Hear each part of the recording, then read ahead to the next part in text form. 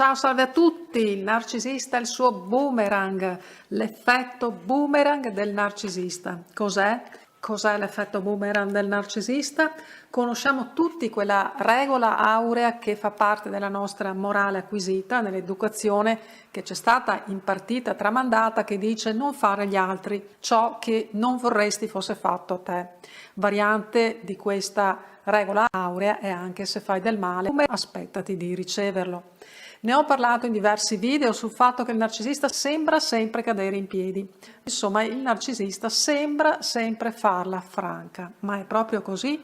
Proviamo a prendere in esame quello che si presenta solitamente come il curriculum romantico sentimentale di un narcisista, ma anche relazionale in senso più ampio, considerando anche le amicizie del narcisista. Cosa possiamo vedere? Lo immagini un curriculum di questo tipo? Cosa ci vedi? Quali sono i punti salienti e la specializzazione, insomma, chiamiamola così, del narcisista in amore? Immagino che generalmente in tantissimi casi e sempre più, perché se nei tempi passati la morale comune spingeva verso il costume sociale del matrimonio, adesso la società liquida, come la definisce Bauman, sembra spingere invece al liberalismo nelle relazioni sentimentali, a una società monadica costituita da single più che da coppie. E quindi da questo punto di vista ben venga il narcisismo patologico, che può farsi portato tranquillamente dell'individualismo sfrenato.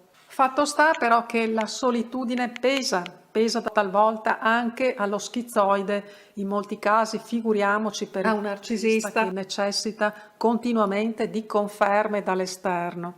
E se la solitudine pesa normalmente per ciascuno di noi, soprattutto per un narcisista, questo fa sì che non si possa rinunciare ai rapporti personali.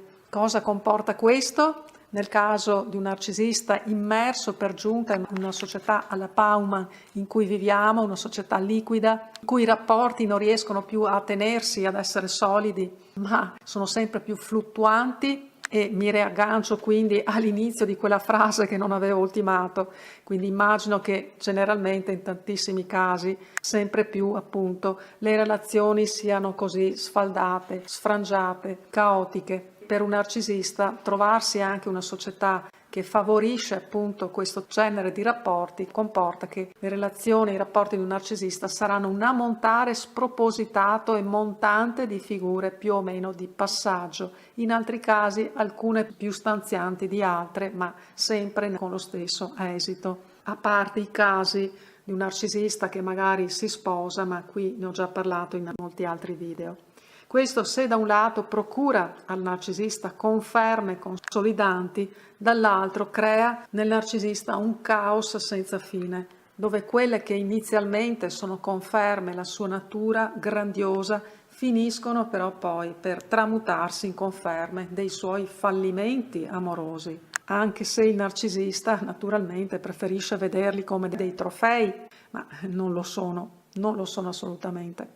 Polly in un commento mi chiedeva cosa intendo per resistenze, perché quando raccontavo della sua vicenda, del fatto che l'ex non accetta i confronti, dicevo che appunto forse questo suo ex ha certe resistenze. Spiego meglio anche qui, al di là del fatto che se un partner arriva a chiudere una relazione è chiaro che non gli interessano i confronti, altrimenti li avrebbe chiesti lui prima di chiudere. E poi bisogna capire se Polly non abbia inavvertitamente insistito o commesso gravi crimini nei suoi confronti, ma immagino non sia così, quindi poniamo di no. Se un ex ha difficoltà a parlare con una ex con cui ha avuto dei vissuti in comune, o è arrabbiato o ha qualche problema di accettazione anche di sé, del ruolo che lui stesso ha avuto nella relazione, oppure si è reso conto di aver avuto una relazione con un essere assolutamente improprio, ma anche qui se se n'è accorto dopo averci prima avuto una relazione, insomma ci deve essere qualche problematica in lui.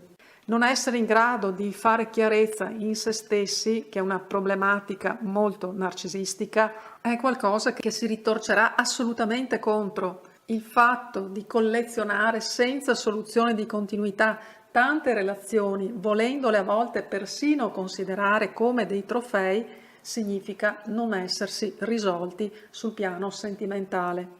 Non riesco ad immaginare un destino peggiore di non sapere cosa si vuole in amore. Ed è chiaro che non lo si può sapere nella misura in cui non si sa nemmeno cosa sia l'amore, cosa sia amare. I boomerang arrivano tutti prima o poi per un narcisista e una donna narcisista, è inevitabile.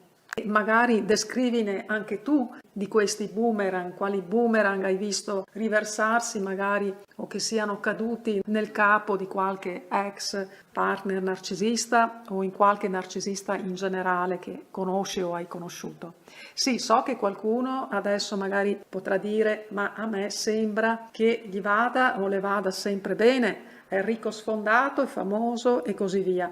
Ma dentro di sé come sarà questo narcisista o presunto narcisista? Si sentirà veramente felice, soddisfatto, con quel senso di pienezza dell'uomo giusto, perché l'uomo giusto, definiamolo così, sente la pienezza di vita, che è anche quella di prendersi e sapersi veramente prendere cura di se stesso e quindi per effetto anche degli altri, quel senso di pienezza proprio di chi sa chi è e dove sta e dove vuole veramente andare e sa apprezzare chi gli sta vicino, sapendo veramente trarre il meglio dalle persone più vicine.